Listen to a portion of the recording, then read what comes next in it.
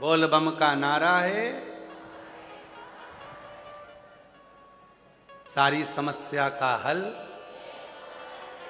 सबका एक साधन है, एक साधन शिव नाम।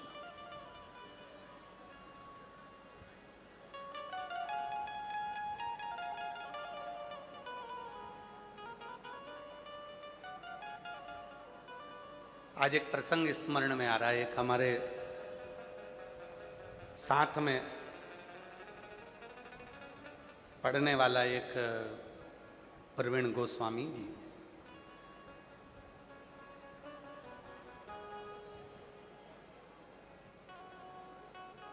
और प्रवीण गोस्वामी 8th क्लास में साथ में था और पढ़कर उनके पिताजी नौकरी में थे तो वो दिल्ली विवेक विहार चले गए।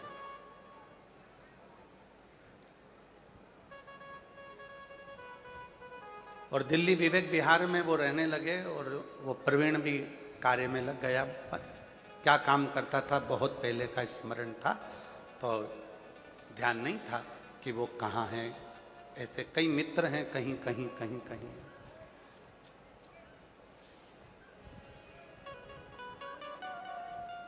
कई लोग हैं।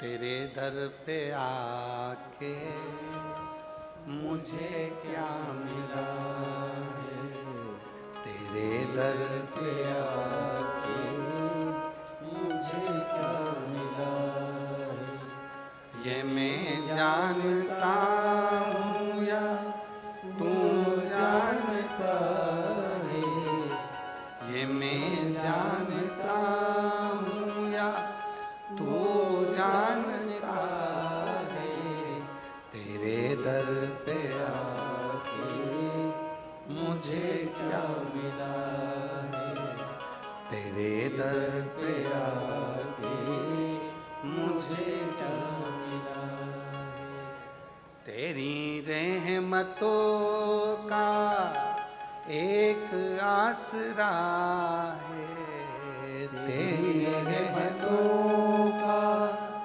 एक आसरा है, तेरी रहमतों का एक आसरा है, तेरी रहमतों का एक आसरा है, ये मैं जानता हूँ या तू जानता है, ये मैं जानता हूँ या वो जानता है, तेरे दर पे आके मुझे क्या मिला है, तेरे दर पे आके मुझे क्या मिला है।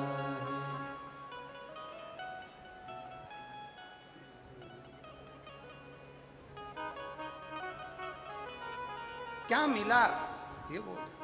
तो वो दिल्ली चले गए, दिल्ली में विवेक विहार में वो रहने लगा।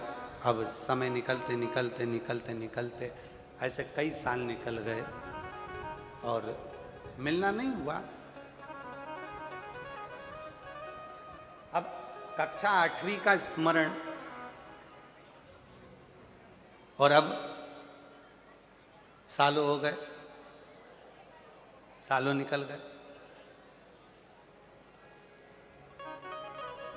कोरोना काल में उसका खूब अच्छा काम था, कोई फैक्ट्री मैक्ट्री आदि का आदि बहुत अच्छा काम काज था। और हमको मालूम नहीं था कि कोई फैक्ट्री मैक्ट्री और आदि का आदि काम इसका ट्रांसपोर्ट वगैरह का है।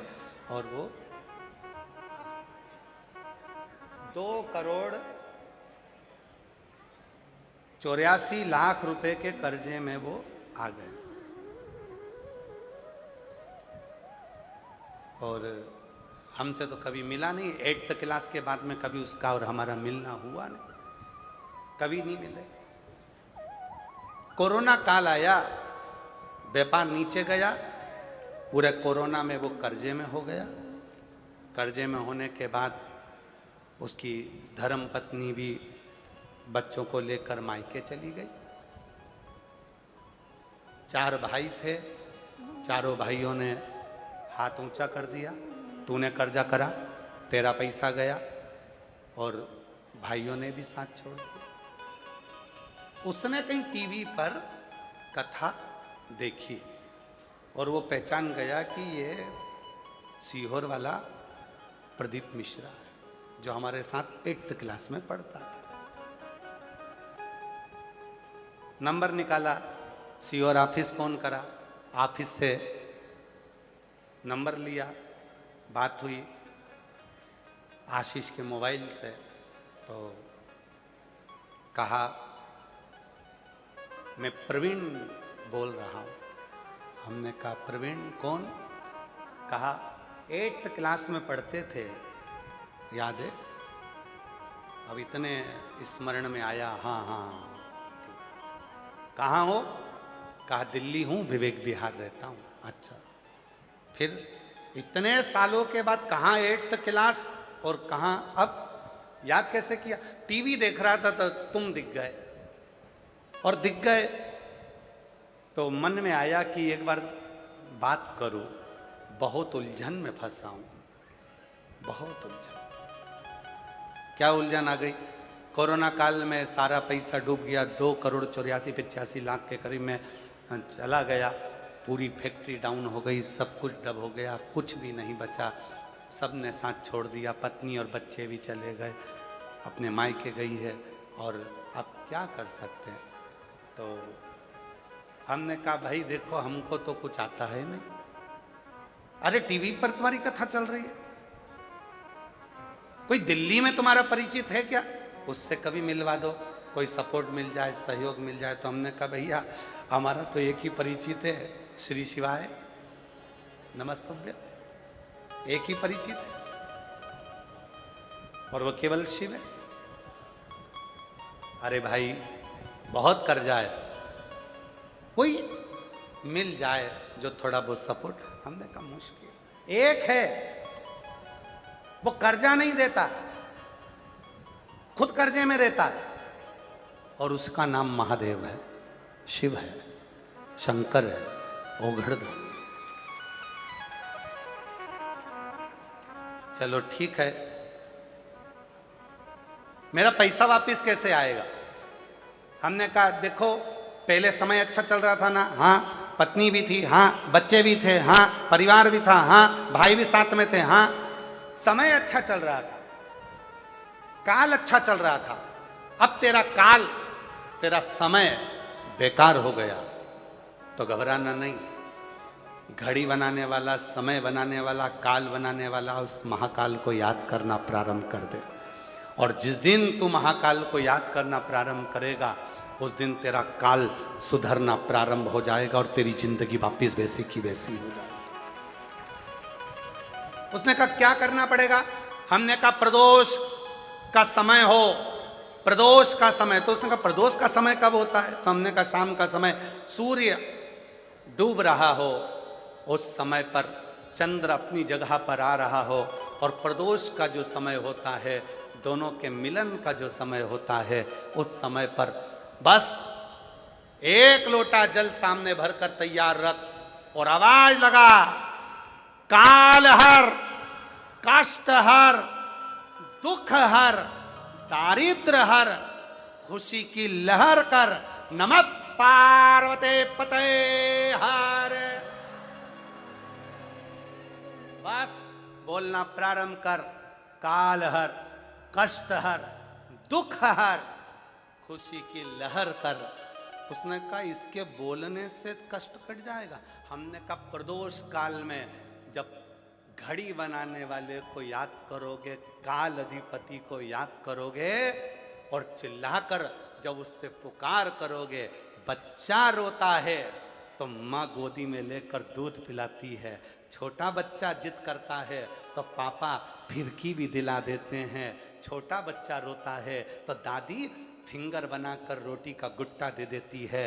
और तू अगर दिल से पुकारेगा, काल हर, कष्ट हर, दुख हर, दारिद्र हर, खुशी की लहर कर, नमः पार्वते पते हार। जब तू बोलना प्रारंभ करेगा तेरा कष्ट भी हरेगा, काल भी हरेगा, दुख भी हरेगा, दारिद्र भी हरेगा और खुशी की लहर करेगा। उसने नियम बना लिया, शाम के समय पर चिल्लाता, शिव जी को आवाज लगाता, शिव जी को। आप कभी विवेक विहार जाएं कॉलोनी में तो वहां पर वो गली नंबर मेरे स्मरण में नहीं, वहां जाकर पूछेंगे कि भाई शाम को प्रदोष काल में कोई चिल्लाता है क्या? कहाँ एक आवाज आती है इसकी छत पे से, काल हर, कष्ट हर, दुख हर, वहां से आवाज आती है।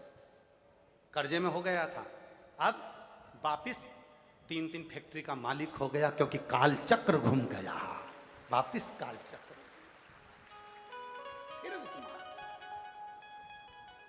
किसकी सामर्थ्यता है? पैसा देने वाला पैसा दे सकता है पर समय चेंज नहीं कर सकता। धन देने वाला धन दे सकता है पर कष्ट आपका मिटा नहीं सकता, दरिद्रता नहीं मिटा सकता। धन दे देगा, संपदा दे देगा, सर रोग को नहीं मिटा सकता। हॉस्पिटल में अटैची लेकर खड़ा हो जाएगा पर रोग मिटाने की जवाबदारी भी उसकी है, कष्ट मिटाने की जवाबदारी भी उसकी है। जब हम उससे कहते हैं काल हर, कष्ट हर, दुख हर, दरिद्र हर, हे प्रभु खुशी की लहर कर, जब उससे कहते हैं तो वो ध्यान देता है कि मुझे पुकार रहा है, मुझे आवाज लगा रहा है, और फिर वो आता है और ऐसा काल चक्र घुमाता है कि घड़ी जो उल्टी चल रही हो उसको सीधी कर देता है और तुम्हारी जिंदगी की सुखी कर देता है।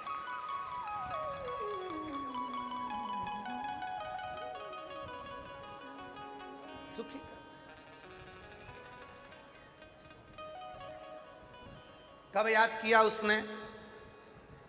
कक्षा 8वीं में पढ़ता था और टीवी पर देखा कोरोना काल में, तब याद आई कि हाँ प्रदीप जी है, बात करते हैं उनसे। क्यों लगाया? कोई दिल्ली में उनका परिचित होगा। हे भैया हमारे दो ही रिश्ते, हमारे दो ही रिश्ते, एक हमारे भोले बाबा, एक हमारे भोले बाबा, और दूजी गोरा रानी सरकार, हमारे दो ही रिश्ते, हमारे दो ही रिश्ते। धन वालों के ढेरों साथी हो सकते हैं। कई लोग कहते हैं सियोर वाले बाबा आपके बहुत धनपति रिश्तेदार परिचित पहचान वाले होंगे, तो हम सत्य कहें ना मेरी जीजियों, हमारे तो भोले बाबा और पार्वती मैया और दूसरी मेरी जीजी और मेरे जीजा, बस यही मेरे रिश्तेदार हैं, यही मेरे बाबा के प्रेम। और धन नहीं, संपदा नहीं, दौलत नहीं।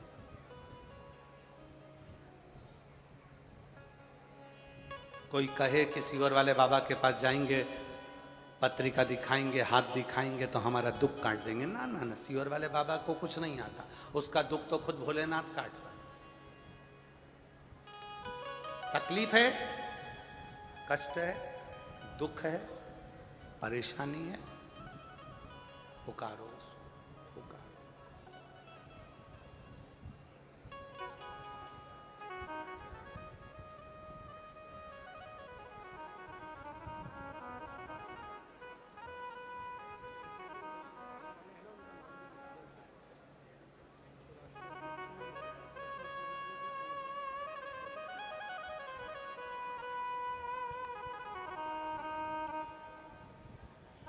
उसको पुकारो।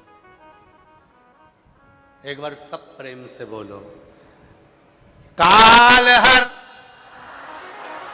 कष्ट हर, दुख हर, दारिद्र हर, खुशी की लहर कर। नमः पार्वते पते हार हार महा। हमारे जीवन के सारे कष्ट को हर ले, काल को हर ले, दुख को हर ले, परेशानियों को हर ले, तकलीफों को हर ले, सर्व रोग को हर ले, सर्व पाप को हर ले और खुशी की लहर कर दे मेरे शिव। खुशी 8 जुलाई से 14 जुलाई तक ऑनलाइन शिव महापुराण की कथा दोपहर में 2 बजे से 5 बजे तक रहेगी, जिसको आप अपने अपने घर पर रहकर श्रवण कर सकेंगे। 24 जुलाई से 29 जुलाई तक गुरु पूर्णिमा महोत्सव, शिव दीक्षा महोत्सव सीहोर कुबरेश्वर धाम पर रहेगा। 28 जुलाई तक, 24 से 28 जुलाई तक 5 दिवसीय शिव पुराण की कथा गुरु पूर्णिमा महोत्सव की सीहोर में रहेगी कुबरेश्वर धाम पर। 29 जुलाई को शिव दीक्षा गुरु दीक्षा महोत्सव रहेगा। 30 जुलाई से 1 महीने तक सीहोर कुबरेश्वर धाम का कावड़ मेला प्रारंभ हो जाएगा, जहां पर आप सब आकर बाबा को कावड़ चढ़ा सकेंगे। और 25 अगस्त को प्रदोष, भौम प्रदोष की मंगलवार के दिन प्रदोष की कावड़ सुबह 9 बजे माँ सीवन के तट से 11 किलोमीटर दूर कुबरेश्वर धाम तक जाएगी। ऐसे कथाओं का क्रम रहेगा और आप और हम सब लाभान्वित होंगे। हृदय से बाबा को अपने मन की बात कहिए, दिल से प्रार्थना करो, निवेदन करो, विनय करो, विनती करो, बाबा को अपने मन का भाव कहो और निवेदन करिए। साथ में बोलिएगा, आज कथा का 6ठा दिवस है। आज कहते हैं कथा की शिवरात्रि है।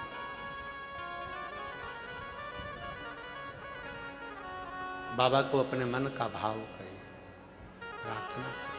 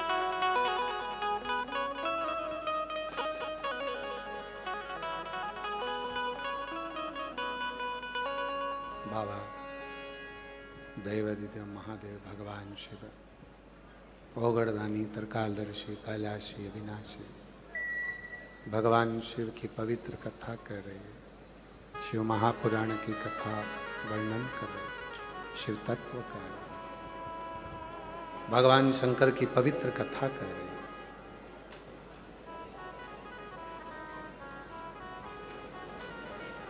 हमारे बीच में श्री मनीष सिंह जी सिसोदिया जी,